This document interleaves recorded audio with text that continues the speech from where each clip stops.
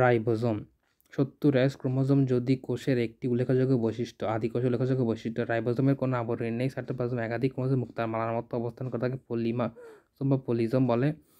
Robert clod বিজ্ঞানী যকৃত কোষে দেখতে পান মাইক্রোপ্লাজম, নিউক্লিওপ্লাজম, রাইবোনিউক্লিক প্রোটিন কণা তথা আরএনপি নামক ক্ষুদ্রাকার রাইবোজোম আবিষ্কৃত হয়েছে।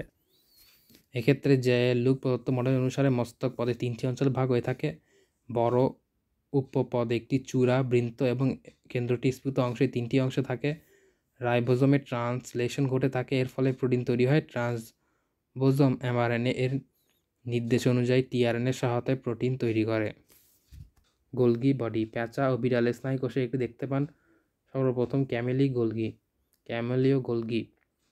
এক্ষেত্রে দেখা যায় ট্রান্সফেজ আর আরেকটি ছেদের অংশকে বলা হয় সিস ফেজ।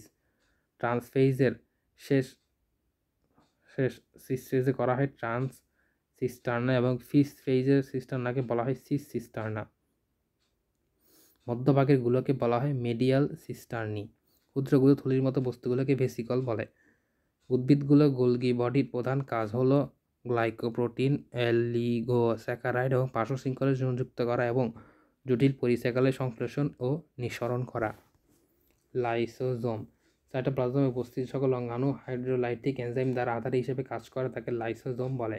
এটি একটি কোষঝিল্লি দ্বারা আবদ্ধ হয়ে লাইসোজোম তৈরি করে। 1955 সালে ক্রিশ্চিয়ানো দ্য 1917 থেকে 2013 এই ধরনের অঙ্গাণু নামকরণ করেন লাইসোজোম।